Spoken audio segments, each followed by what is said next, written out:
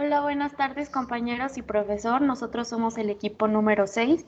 Está conformado por Diana Burto, por Abairani González, Elizabeth Pérez, Andrea Septién y Joshua Martínez y su servidora Alejandra Constantino. Y el día de hoy les vamos a hablar acerca de lo que es la vigilancia epidemiológica. Bueno, la vigilancia epidemiológica se conoce como una de las principales herramientas para conocer el comportamiento de las enfermedades en una población, en particular las que tienen un gran potencial epidémico. Se conoce también como un método observacional basado en registros del estado sanitario o en factores de riesgo de una población, para esta manera poder detectar enfermedades, poder observar desde su inicio hasta su desarrollo y tomarle unas medidas adecuadas de control. Eh, en cuanto a la vigilancia, se consideran varios términos. Por ejemplo, cuando una enfermedad deja de circular en una región, se considera que es eliminada. Un ejemplo es la rabia en México o la rabia aquí en Guanajuato. Y si se elimina en todo el mundo, se considera que es erradicada. Un ejemplo es la enfermedad de la peste bovina, que se consideró erradicada en el 2011 por la FAO y la Organización de Sanidad Animal. Todas las naciones deben de tener un buen sistema de vigilancia, donde deberán de tener información exacta de la enfermedad y de la población que vaya a afectar. Dentro de esta población se van a considerar a toda la población de animales que pueda afectar, ya sean bovinos, a toda la población de bovinos, y a la población humana que pueda afectar como una zoonosis. La vigilancia epidemiológica tiene varios objetivos, como detectar las enfermedades e intervenir en ellas, crear una jerarquía de la importancia de las enfermedades animales que vaya desde su frecuencia, desde que se presenta, su impacto en la salud pública y las pérdidas económicas que puede llegar a tener. También crea diseños, evalúa y crea ajustes en programas de control de estas enfermedades animales y desarrolla hipótesis para su exploración mediante métodos de investigación. En México tenemos lo que es el CIVE, que es el Sistema Nacional de Vigilancia Epidemiológica, que donde a nivel nacional da seguimiento a alertas sanitarias en materia de salud animal, recopilando, analizando y procesando información sobre las enfermedades, ayudando a prevenir e identificar la presencia de brotes para poder actuar a tiempo contra esta enfermedad o las enfermedades que se vayan a presentar. Bueno, las enfermedades se van a dividir en tres, las enfermedades que pueden monitorear lo que es el CIVE. Las primeras son las exóticas, que son las enfermedades que no existen en México o que ya han sido erradicadas. Un ejemplo es la enfermedad hemorrágica del conejo, también conocida como peste china. En México fue erradicada en 1993, aunque hace 7 días se presentó y se avisó al Senacica que había un rebrote en lo que es Chihuahua y Sonora. Tenemos también lo que son las enfermedades endémicas, las cuales se encuentran presentes en algunas regiones del país y estas se controlan mediante medidas zoosanitarias y de vigilancia epidemiológica. Otra clasificación son las endémicas de reporte mensual. Estas significan que solamente se presentan en algunas zonas de la República y son de menor impacto sanitario, económico y de comercialización. Bueno, tenemos el CIBE que va a trabajar junto con lo que es el Senacica. Estos establecieron un listado de 158 enfermedades que se deben de reportar de manera inmediata para evitar brotes y evitar una gran dispersión. Entre las principales enfermedades que destacan es la fiebre aftosa, la lengua azul, encefalopatía espongiforme bovina, la mixomatosis, la fiebre hemorrágica del conejo, entre otras que van a ser mencionadas más adelante por mis compañeros. Bueno, en cuanto al CIBE, este opera de acuerdo con los niveles técnico-administrativos institucionales de la Secretaría, que son operacional, intermedio y central. El operacional está representado por todos los médicos veterinarios o tecnistas oficiales aprobados y en ejercicio libre asociaciones profesionales, instituciones académicas y de investigación, organismos privados, pequeños productores, dependencias y entidades de los gobiernos estatales y municipales. Sus funciones son estimular la notificación de enfermedades, identificar el área de influencia de los médicos veterinarios o tecnistas oficiales aprobados y en ejercicio libre, realizar investigaciones epidemiológicas, recolectar procesos, analizar e interceptar información, remitir información a las instancias correspondientes, instrumentar y evaluar las medidas sanitarias, conocer la situación epidemiológica a nivel local, regional, nacional e internacional y difundir información sobre la situación epidemiológica a nivel local.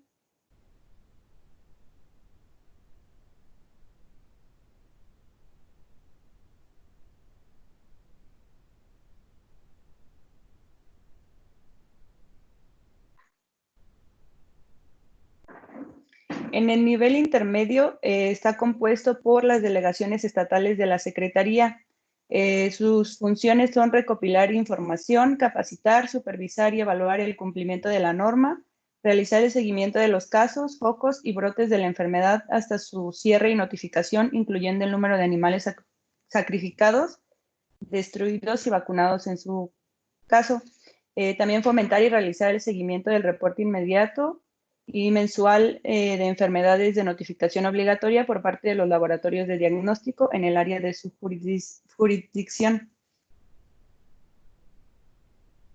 Y el nivel central está representado por la dirección de la Secretaría. Sus funciones son reconocer y mantener regiones libres de enfermedades y plagas que afectan a los animales mediante la evaluación de servicios e infraestructura veterinaria y el análisis del riesgo cualitativo y o cuantitativo correspondiente, realizar los análisis de riesgo sanitario y solicitar a la Secretaría de Relaciones Exteriores y otros organismos internacionales la información conducente sobre las enfermedades y procedimientos de control y erradicación que se estén aplicando en otros países. El sistema de vigilancia consta de 3 procesos básicos, que es la notificación, el seguimiento y el cierre. La notificación es el proceso más importante del CIBE, ya que si se hace una notificación oportuna, va a derivar en gran medida en una rápida y favorable resolución del problema zoosanitario, y pues es obligatorio para aquellas personas que están relacionadas en mayor o menor grado con animales, sus productos y sus subproductos. El seguimiento es el proceso de acción en el campo o en el área que demanda una estrecha coordinación entre los participantes, y el cierre pues corresponde al proceso final de cada evento y pues se debe de aplicar cuando se tiene la seguridad de que ya no existe riesgo zoosanitario alguno.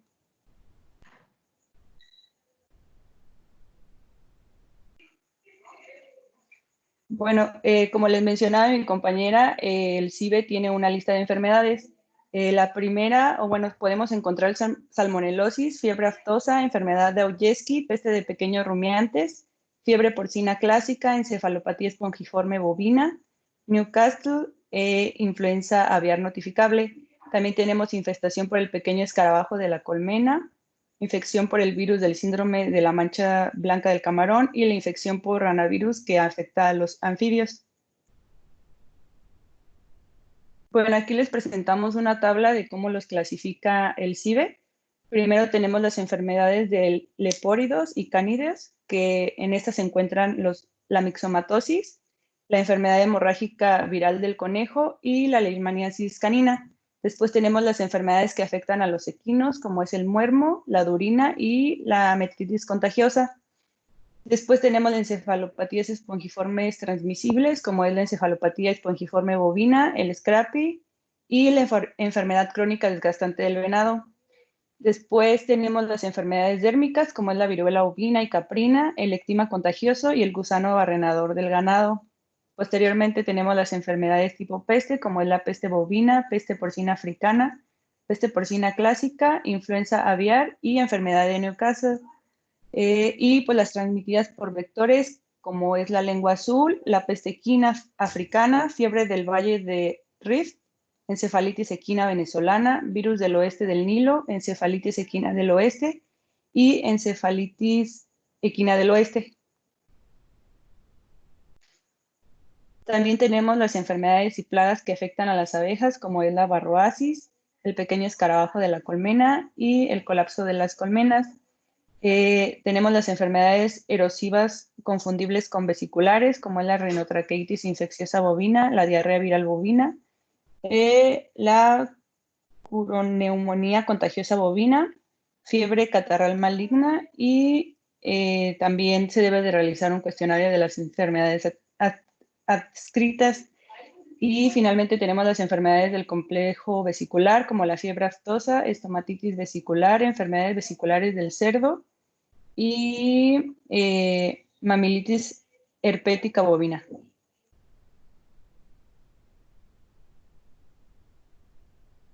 Bueno, pues ¿qué identifica la vigilancia? Pues identifica los problemas en sus dos dimensiones, que es individual y colectiva. La individual, pues se deben de realizar un diagnóstico precoz, se debe de hacer la gestión del caso y pues se debe de visualizar si los animales o la población se encuentran susceptibles. En la colectiva se hace el diagnóstico de situación de la salud y pues la detección de nuevos casos o de nuevos riesgos.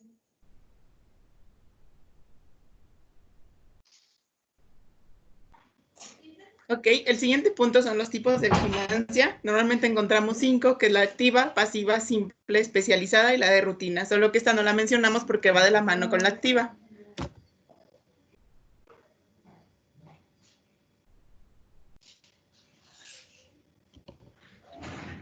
La vigilancia activa, en esta los veterinarios ejecutan la búsqueda de información específica, objeto de vigilancia. Para ellos generalmente emplea encuestas de morbilidad, factores de riesgo, incluye factores socioeconómicos y entomológicos, incluyendo investigaciones epidemiológicas, control de focos, como recolección de muestras serológicas, citológicas, etc. Esta corresponde fundamentalmente a la vigilancia clínica específica en los diferentes procesos de investigación sanitaria. ¿Cuándo empieza a investigar? Cuando hay una enfermedad prioritaria, exceso de frecuencia usual de una enfermedad que antes no se presentaba tanto, sospecha de una fuente común de esta enfermedad, presentación más grave de lo habitual de ciertas enfermedades o cuando hay una enfermedad desconocida en el área que antes no se había presentado. Esta se realiza mediante entrevistas a propietarios, toma de muestras, búsqueda de casos adicionales, identificación del agente, determinación del modo de transmisión, la búsqueda de locales comunicados y que sean de alto riesgo y reconocimiento de los factores de riesgo. Esta estudia los casos y controles, factores de riesgo, por ejemplo, cuando hay una alta probabilidad de contraer la enfermedad, y los factores de incidencia. Sigue lo que es la vigilancia de rutina. Esta entra ya en la documentación sistemática de todas las actividades de control de enfermedades realizadas en campo y laboratorio. Y su comunicación se da con una unidad central encargada de cotejar y analizar los datos. Aquí reunimos la información de todo tipo de documentación sistemática de todas las actividades de control de enfermedades en campos, clínicas y laboratorios, de acuerdo al ámbito en el que se esté buscando. Es parte del trabajo diario del personal y los encargados. Por ejemplo, cuando hacen encuestas serológicos que permiten obtener una estimación de prevalencia de una enfermedad infecciosa antes de realizar campañas de erradicación. También sirve para establecer el impacto de un parásito o enfermedad que influye en una producción o en cierta población de animales. Sigue lo que es la vigilancia activa. Está el personal que obtiene la información, que no ejecuta personalmente la acción, sino que se recoge directamente de los registros establecidos. Anuarios, historias clínicas, informes, reportes de consultas, certificaciones de defunción, protocolos de necropsias, etc. Aquí se va guardando los datos establecidos y recabados, reuniendo los que ya se habían reportado diario, y va de la mano con lo que es la activa. Sigue la simple. Es la vigilancia epidemiológica de síntomas o enfermedades o sucesos de salud notificados por las fuentes habituales del sector, que se corresponden en general con la vigilancia pasiva. En esta no hay mucho que explicar, por lo mismo de que ya va de la mano con la pasiva y solo se reúnen los datos de reporte diario.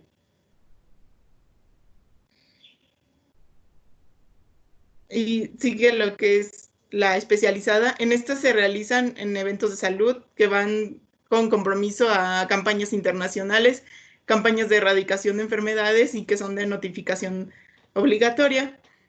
Por ejemplo, actualmente hay una enfermedad que se llama la enfermedad hemorrágica viral del conejo, en la que actualmente se están reportando casos nuevos cuando ya se había pensado que estaba totalmente erradicada.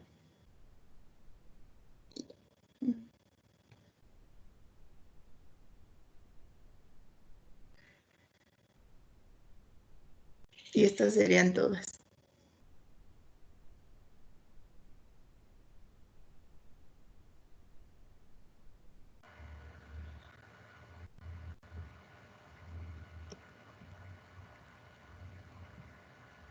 Bueno, yo les voy a hablar un poquito sobre las modalidades de vigilancia epidemiológica. Bueno, la primera que tenemos es la vigilancia universal. Esta consiste en el reporte de una notificación individualizada de todos los casos nuevos que se puedan presentar alguna enfermedad. Poniendo como ejemplo la situación actual que estamos viviendo, podría ser el coronavirus, ya que de acuerdo a compromisos intergubernamentales que se tienen, bueno, se va notificando cuando aparecen nuevos casos, al igual que las defunciones. Aquí también podríamos poner otro ejemplo en el caso de humanos, como sería el sarampión y la poliomielitis. Bueno, la siguiente vigilancia que tenemos es la vigilancia centinela. Esta la dividimos en tres partes para que sea más, bueno, entre sus tres partes fundamentales, para que sea más fácil de entender. La primera que tenemos son los sitios centinela. Esta vigilancia consiste en una vigilancia intensiva de ciertos sitios representativos para una población total, en la cual se van a determinar el número de casos existentes y, bueno, su incidencia y prevalencia.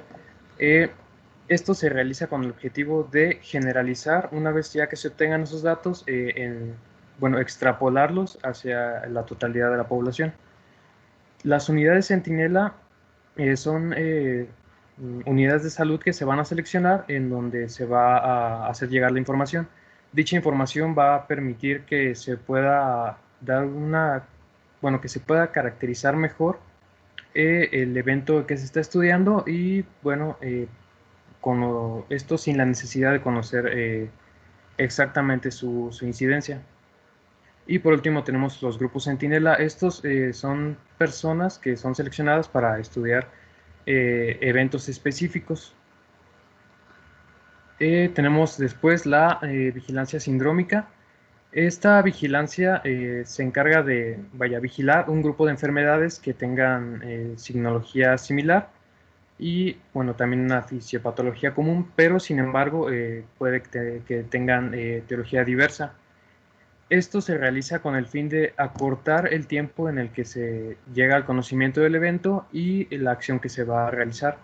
Esto nos permitirá detectar más rápidamente la presencia de algún brote de enfermedad, ya puede que sea conocido o que sea de origen desconocido. Mediante el abordaje con esta vigilancia se puede, bueno, nos permite utilizar definiciones más amplias, trabajar con el uso de datos clínicos, perdón, y así facilitar una respuesta más rápida para poder actuar de forma más veloz. También tenemos la vigilancia negativa. Esta vigilancia se trata de que las personas de alguna comunidad o, por ejemplo, de alguna granja deben de notificar periódicamente la no presencia de cierta enfermedad que es de notificación obligatoria. Y pues también tenemos el silencio epidemiológico. Este es un monitoreo a los servicios de salud granjas o comunidades que no notifiquen la presencia o la no presencia de cierta enfermedad. Bueno, también le voy a hablar un poquito sobre la investigación de enfermedades.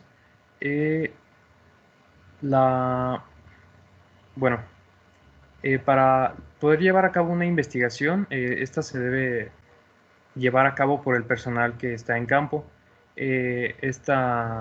Dicha investigación se hace en respuesta a las notificaciones que fueron realizadas por por los creadores, los encargados de dicha granja.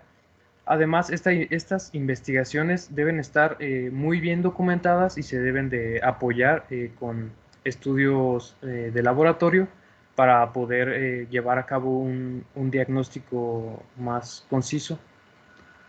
Y bueno, tanto el diseño como la gestión de las actividades de vigilancia, del Servicio Nacional de Sanidad Animal, normalmente se encargan, están a cargo de la sección de epidemiología.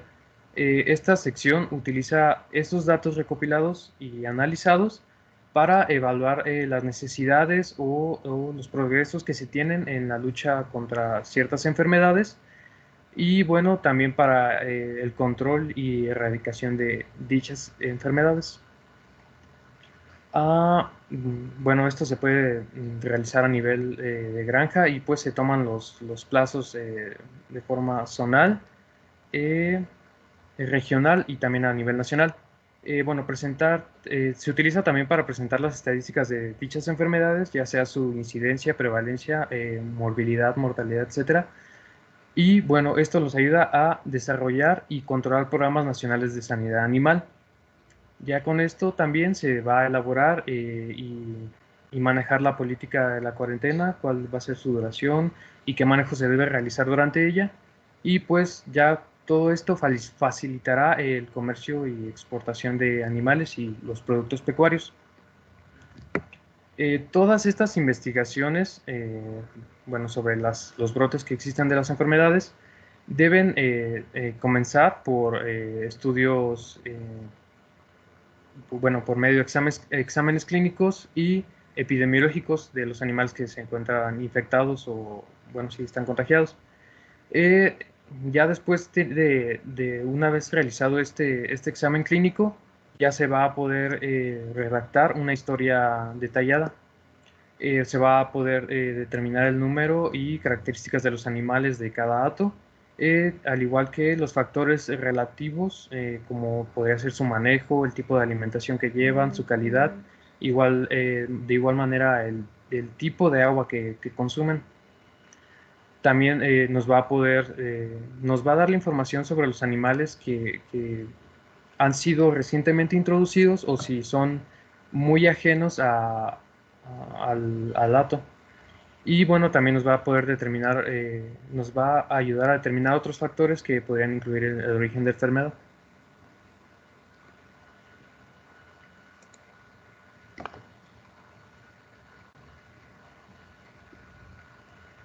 Seguimos con la parte del control y erradicación de enfermedades. Sabemos que los servicios de salud deben proveer atención a las personas según las necesidades individuales y desarrollar acciones dirigidas a la población en general. Para mantener la salud a nivel individual y poblacional, se deben aplicar medidas de control a través de los servicios de salud. Aquí, pues, el término control implica la acción sobre un elemento observado a fin de conseguir su retorno a un nivel esperado. Una de las definiciones en la parte de epidemiología define control como la acción reguladora, restrictiva, correctora, restauradora de la normalidad. Clásicamente en la salud pública se ha definido control como el conjunto de medidas, acciones, programas u operaciones continuas que están organizadas y dirigidas a reducir la incidencia y prevalencia de una enfermedad a niveles lo suficientemente bajos como para que no sea ya considerada un problema de la salud pública. Esto pues son acciones que van dirigidas a que se reduzca la incidencia y prevalencia de un daño a la salud a niveles tales que dejen de constituir un problema en los sectores de la salud pública.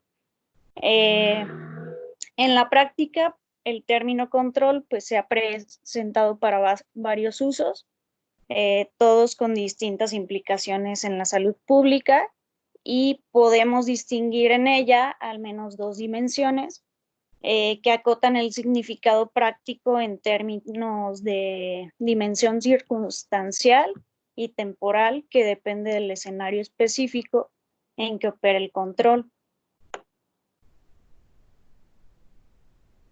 En un escenario epidémico, control significa conseguir rápidamente la curva descendente y eventualmente agotar la epidemia, es decir, retornar a los niveles esperados. Aquí, pues la dimensión es temporal y implica que sea a corto plazo, o sea, retornar a los niveles esperados lo más rápido que se pueda.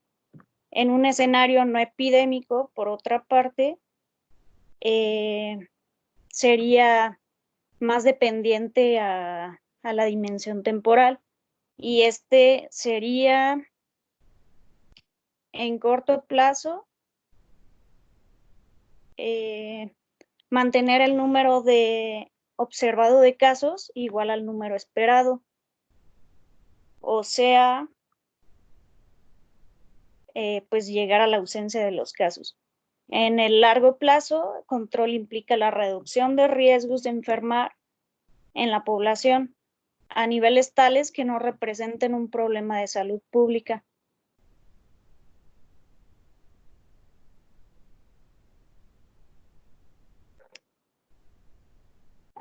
Las acciones para las situaciones de emergencia, pues se dan tres acciones principales. La inicial, pues sería que cualquier sospecha de enfermedad de animales, bueno, de enfermedades exóticas, deben de ser comunicadas inmediatamente a la autoridad oficial. Luego, pues imponer restricciones de cuarentena y prevenir la propagación de las enfermedades. Y por último, pues tomar las medidas de seguimiento. Después de que se confirma la enfermedad, pues hay que tener una notificación correcta hacia las organizaciones internacionales y pues iniciar los trámites para declarar, bueno, para que se dé la declaración oficial de la emergencia.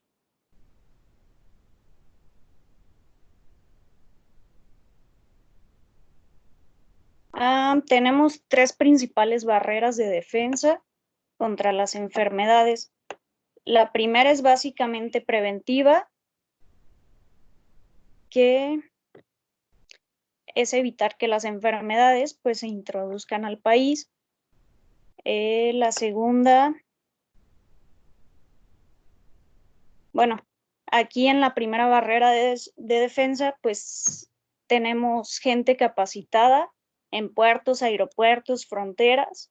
Estas personas pues se van a dedicar en establecer la reglamentación que esté vigente y prohibir para la exportación de alimentos y animales que vengan de países que han estado en cuarentena. La segunda pues es básicamente diagnóstica, bueno, en donde se van a hacer las pruebas y todo eso. Y la tercera sería ya cuando se implementan las acciones contra la epidemia.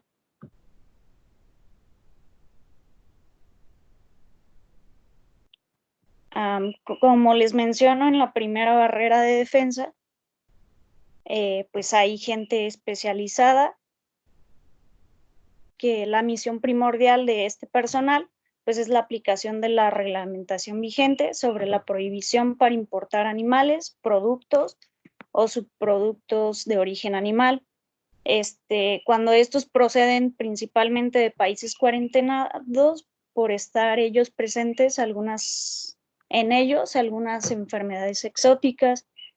Del mismo modo, pues se previene la introducción ilegal de dichos productos por parte de pasajeros procedentes del extranjero en su persona o que vengan en equipajes.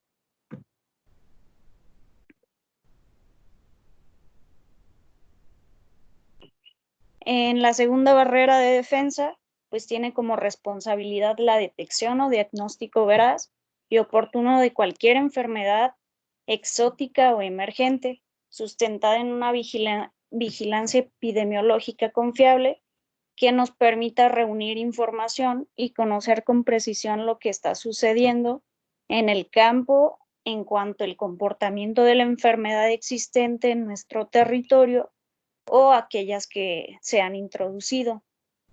Pues en esta parte se tienen laboratorios que están dotados de equipo especializado, técnicas y personal capacitado para el diagnóstico de las enfermedades exóticas.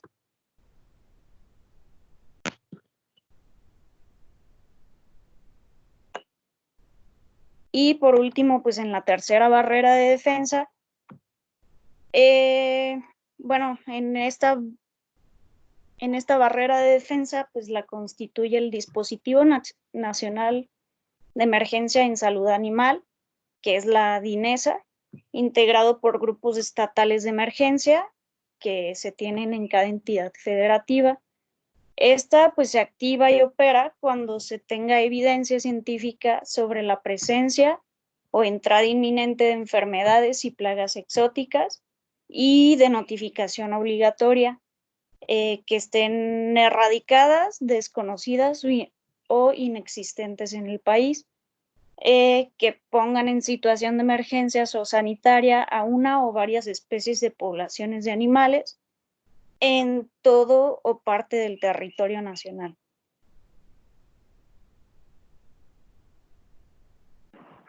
Bueno, yo les voy a hablar un poco sobre los pasos a seguir para la erradicación de la enfermedad exótica. Estos pasos son principalmente llevados a cabo de manera controlada y progresiva en cuanto va empezando una enfermedad. Empezamos con vigilancia e información. Toda esta información que se va a proporcionar a la gente es responsabilidad de los veterinarios, ya sean privados o estatales, ganaderos y técnicos de laboratorio. Es una cadena que tiene que ser seguida, ya que de ser brincada por alguna área, no tiene sentido llevarla a cabo. La información tempestiva o a tiempo puede evitar que se propague una enfermedad a nivel mundial, como lo que estamos viviendo ahora, y se deben establecer procedimientos y notificación de urgencia y mecanismos de transporte seguros para todas las muestras que se manejan con respecto a la enfermedad. Cuarentena de las áreas infectadas. Se deben imponer medidas estrictas de cuarentena que van a tener en vigor a todos los enfermos y cosas contaminadas hasta que la enfermedad haya transcurrido o sea, haya sido erradicada. Se debe de prohibir el movimiento de los animales y si es necesario de productos pecuarios, piensos y todo el material que pueda haberse contaminado en el proceso de muestreo.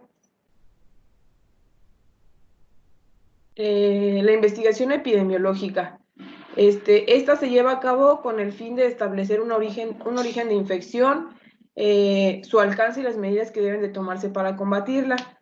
Es importante que estas medidas se supervisen de manera continua y que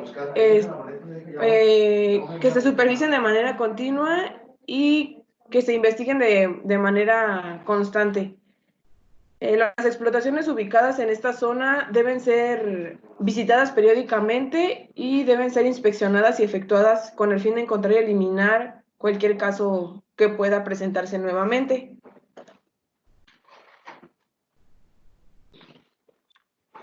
La movilización. Bueno, este es un tema importante que debe de ser considerado, ya que a veces cuando no se tienen las medidas establecidas por este tipo de errores en la movilización, se comienzan a propagar las enfermedades. Para poder mover un animal, un pienso o algún algo que funcionó con los animales, deben de tener certificados o sanitarios que permitan la movilización de la mercancía tomando en cuenta de dónde provienen. La mercancía puede estar sujeta y puede tener rastreabilidad del origen y destino, si así lo determina la Secretaría. Los vehículos de transporte deben de cumplir con varias especificaciones y requisitos para movilizar animales o productos de origen animal, ya que esto implica un riesgo sanitario. La inspección de los puntos de verificación específicos, la documentación puede inspeccionarse vía física o vía electrónica. Casi siempre que hacen un chequeo de esto, tiene que ser en manera física, ya que te inspeccionan en el momento cuando llevas los animales en transporte. El control de la movilización de las mercancías reguladas se lleva a cabo cuando los puntos de verificación e inspección sanitaria son autorizados por la Secretaría. La toma y envío de muestras, existen manuales que especifican la toma y el envío de muestras y también la recepción de las pruebas diagnóstico.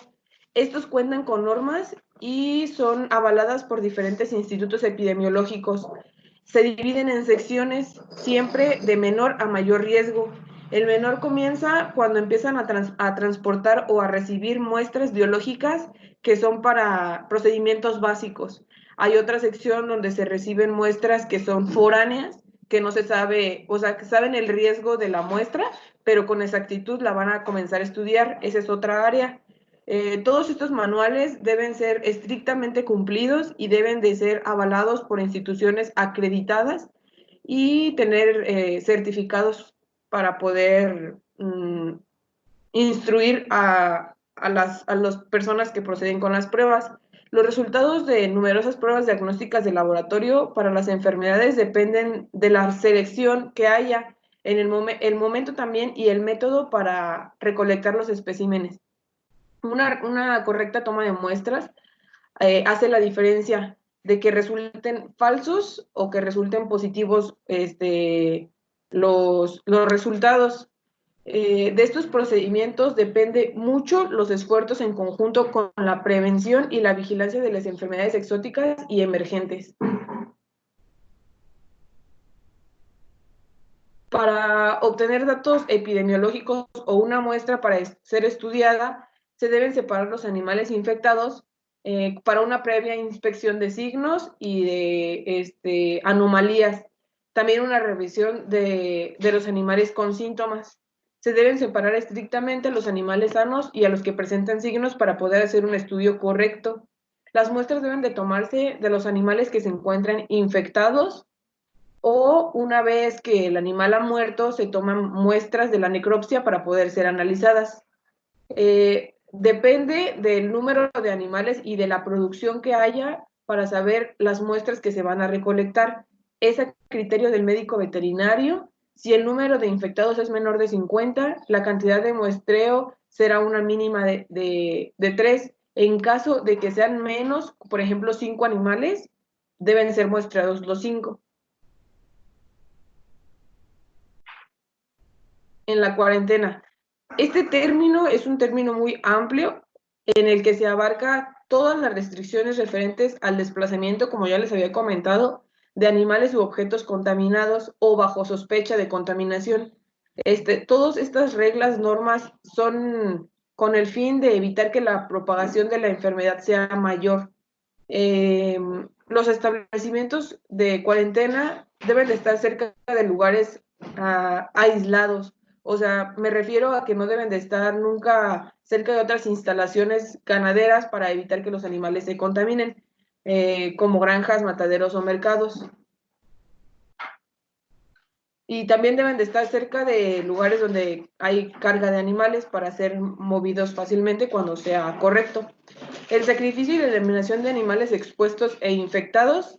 Bueno, en caso de que existan enfermedades de emergencia y que sean transmitidas por contacto, los animales que se han infectado deben de ser sacrificados y los cadáveres deben de tener un proceso establecido para ser eliminados, ya sea enterrarlos, procesarlos o incinerarlos. Esta medida asegura la eliminación de portadores potenciales que perpetuarán la enfermedad. En caso de que se conozca la patología o el método de transmisión del agente, se debe determinar la manera de eliminar el animal. Por ejemplo, cuando se tiene la encefalopatía espongiforme bovina, si entierras al animal, la manera de transmisión va a seguir, porque si otro animal come restos de ese animal que enterraste, vuelve a contaminarse y a infectarse. Es por eso que depende de la gente cómo vas a desechar tú al animal. Todo esto viene bajo manuales y bajo normas estrictas.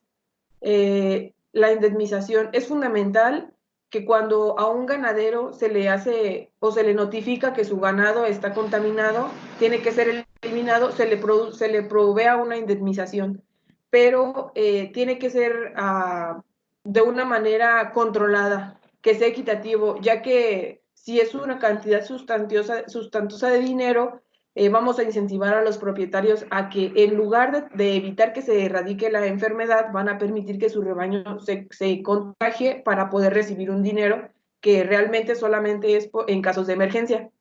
La limpieza y la desinfección, esta es para destruir todos los organismos que causan la enfermedad, después de retirar todos los animales infectados o expuestos en locales, y el material debe ser limpiado y desinfectado con mucho esfuerzo y con un desinfectante que en realidad afecte al patógeno que hemos encontrado.